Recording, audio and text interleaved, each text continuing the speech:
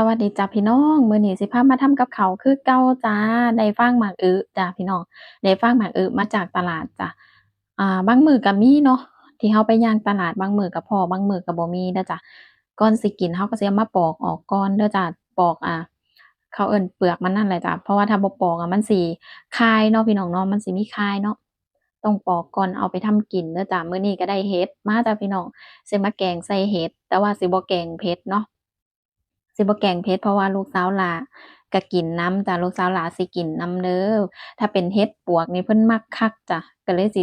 แกงบ่ต้องใส่เผ็ดปานใดอันนี้ก็จะเป็นเห็ดปวกจ้ะพี่น้องเห็ดปวกก็เห็ดปวกบ้านเฮาเนาะเห็ดปวกสดๆแบบนี้เลยหอมหอมจ้ะพี่น้องอันนี้จะเป็นเห็ดปวกบ้านเฮามันจะมีกลิ่นหอมเนาะจ้ะถ้าเป็นแบบสีดำก็คือบ่มีกลิ่นเลยนี่ได้หม้อแกงหนึ่งอยู่จ้ะพี่น้องแนวอยู่แนวกินเนาะ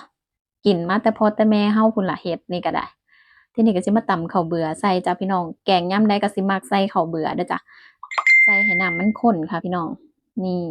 ใส่ชูรสลงไปเติมน้ำปลาร้าจ้ะทีนี้ก็เอาเห็ดเฮามาลงจ้ะพี่น้องเอาเห็ดปวกลงจ้ะเห็ดปวกก็มีแต่ดอกใหญ่ๆเป็นตาสะอ่อนบ่จ้ะพี่น้องเอาเห็ดปวกลงไปเอาฟางมะอือลงไปตามเลยจ้ะพี่น้องเพราะว่ามันจะได้สุกพร้อมกันเนาะ